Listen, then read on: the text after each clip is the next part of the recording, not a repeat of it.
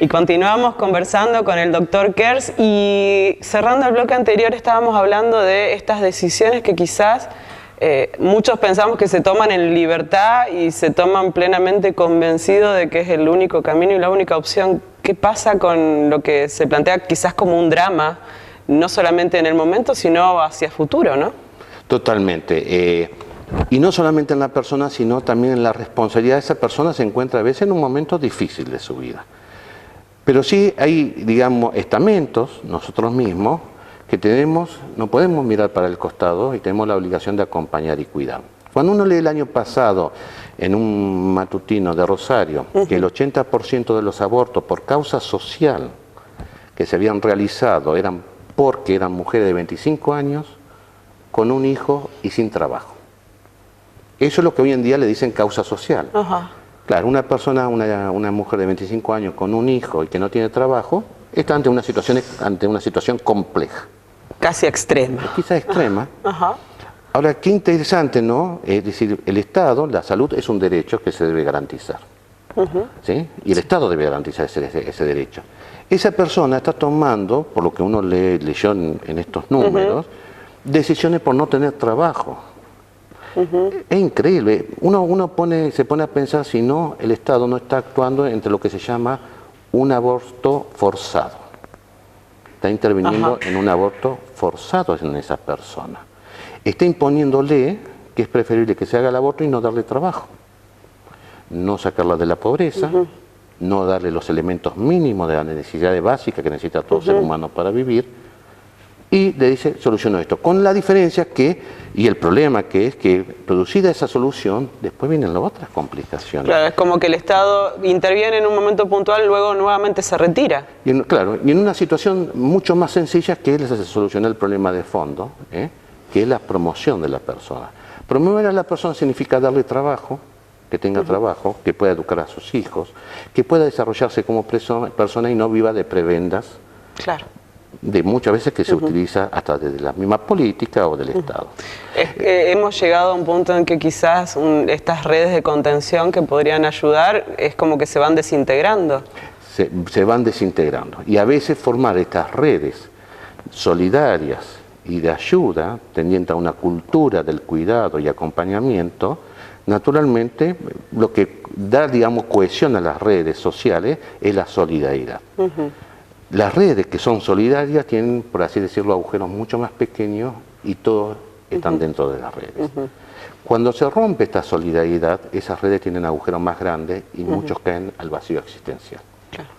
Los excluidos. Los excluidos. Es decir, cuando hablamos del bien común, estamos hablando como un concepto, hay millones de conceptos de bien común, pero uno que a mí me gusta es una sociedad sin excluidos.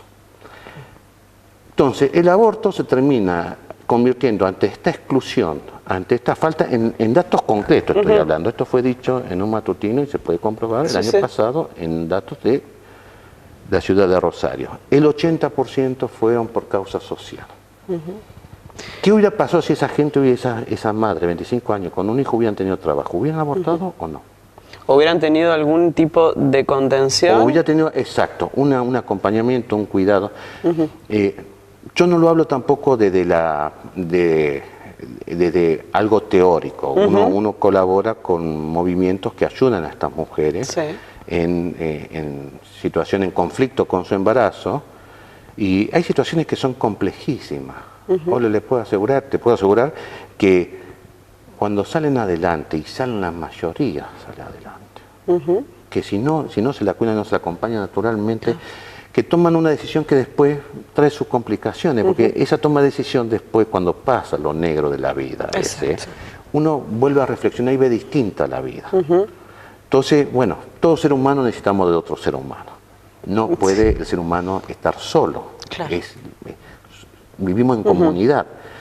Ese acompañamiento, ese cuidado, ese escuchatorio, muchas veces los que ayuda, aunque no estén las soluciones materiales, fundamentalmente a que pueda esa madre salir adelante y ese bebé pueda vivir también, ¿no? Porque al fin y al cabo son dos vidas humanas.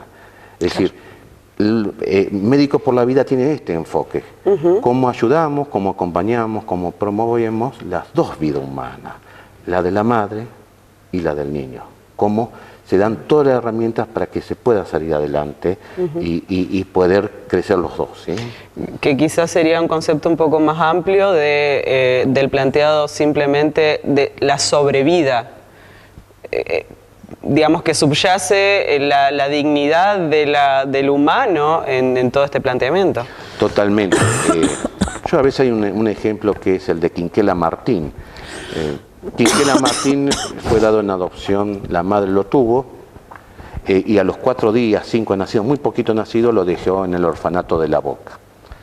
A los 6, 7 años lo adoptó la familia Quinquela Martín.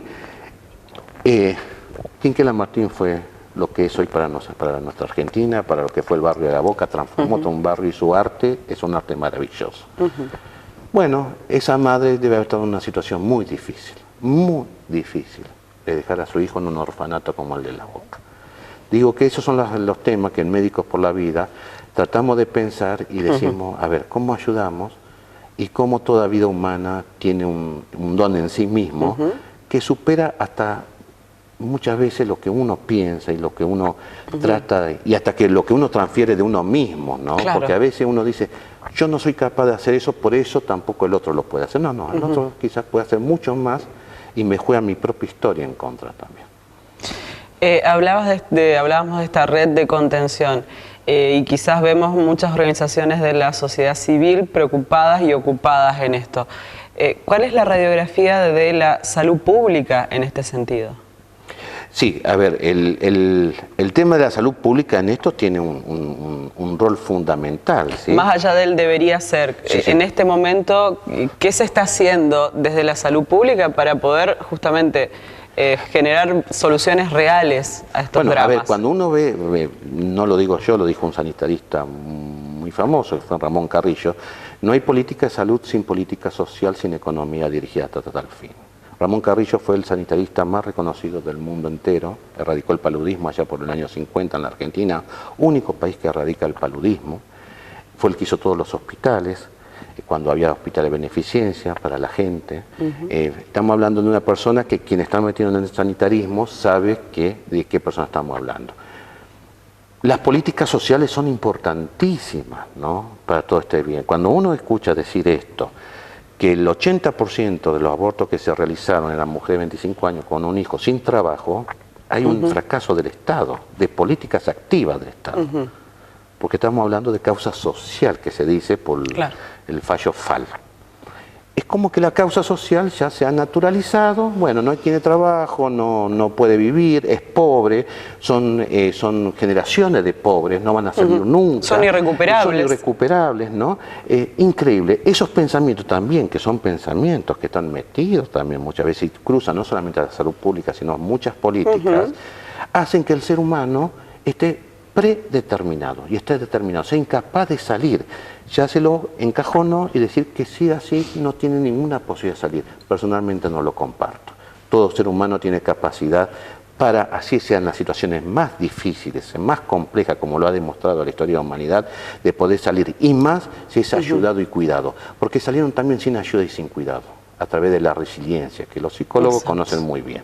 Y que en la Segunda Guerra Mundial muchos consiguieron salir a pesar que tenían quizá el cuidado, el acompañamiento, el escuchatorio del que estaba al lado, pero el ambiente era totalmente para quebrarlo, hostil.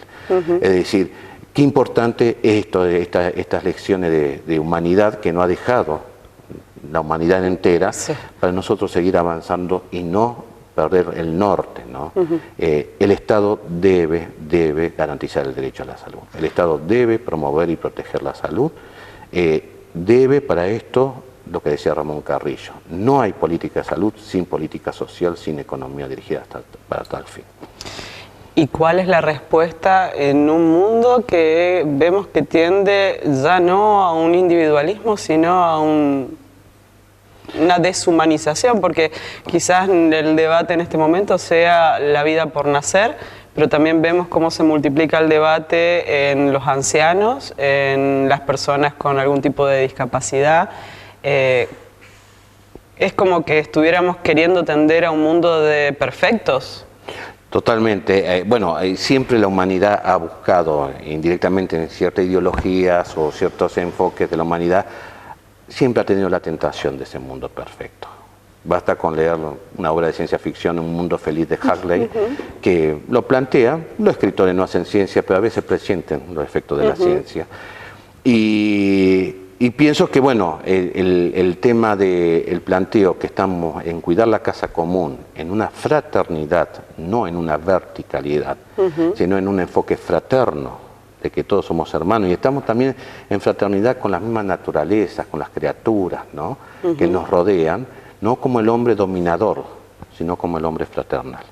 Me parece que es un cambio de paradigma. Muchas veces el hombre se ha transformado en dominador del mundo, y esos son los dolores de cabeza que tenemos. El hombre debe ser un hombre que cuide su casa común y que sea fraternal, no solamente entre los hombres, una fraternidad, sino fundamentalmente también contra todo aquello, con todo aquello que nos rodea, con el medio ambiente, con los seres vivos, ¿no? Todos. Vos mencionabas la época del nazismo o las guerras mundiales que mostraron de alguna manera los horrores de los que somos capaces los hombres contra el mismo hombre.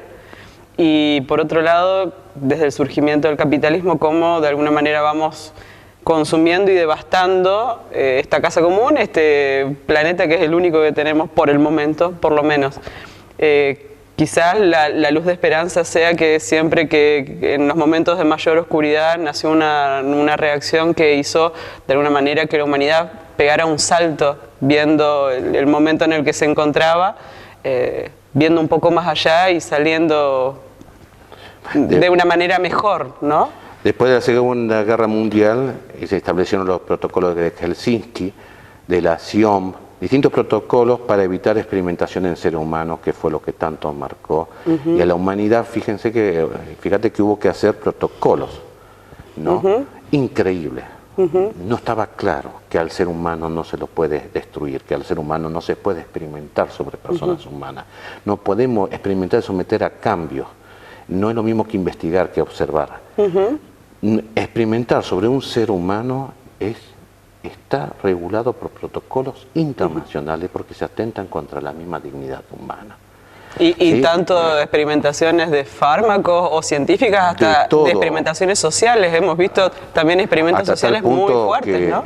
Hasta tal punto que el tema del consentimiento informado para respetar la autonomía, porque es un ser humano, tiene todo el derecho, es requisito sine qua non, ¿no? En todo, si llegara a haber una experimentación. Ahora, la experimentación en ser humano siempre hay que ser muy cuidadoso. ¿Por qué? Porque no se puede experimentar, someter a cambio y esos cambios producir daño. El principio ético de la medicina es primum non nocere, ante todo no producir daño. Con el aborto estamos produciendo daño en otra vida. Y en la madre también. Y en la madre estamos, por supuesto. El aborto realizado deja, no quizá en el momento, como todo en la vida, quizás pasa el tiempo, quizás pase mucho tiempo, menos tiempo, pero hay cosas que en la vida uno siempre queda. Naturalmente que también en la vida hay que saber, digamos, perdonarse y perdonarse, ¿eh? Dejar el pasado atrás. Porque si no, se cae en la depresión, y eso sería terrible. El principal problema de salud mental que tenemos en nuestra sociedad son los síndromes depresivos. No se supera el pasado. El principal problema que tenemos en nuestra sociedad son los síndromes ansiosos. Nos adelantamos al futuro y no vivimos bien el presente. Lo que hagamos o dejemos hacer del presente es lo que va a ser nuestra futura felicidad en ese futuro que nadie lo puede saber. Nadie lo puede saber. Pero sí sabemos que si vivimos bien el presente y todo lo que hagamos en el presente, sí nos va a permitir afrontar ese futuro con mayor felicidad y superar el pasado. Nada nos tiene por qué dejar crear una culpa insuperable. Una culpa inmovilizante. Inmovilizante. Debe ser superado y para eso está todo el acompañamiento y eso se ayuda también la depresión y la ansiedad también con acompañamiento y cuidado, ¿sí? Muchísimas gracias, Guillermo. Podríamos seguir mucho tiempo más hablando de este tema. Te agradecemos clarificar algunas cuestiones. Y el tema, bueno, de todo este movimiento de Médicos por la Vida, que no solamente está en Argentina, sino que, dicho por la misma presidenta, María José Mancino, que es muy activa, dentro de poco va a haber noticias y se va a expandir más allá de la República Argentina. Esto va a ser, en estos días se va a dar a conocer toda una red que va creciendo y que va traspolando las propias fronteras de la República Argentina. Muchísimas gracias.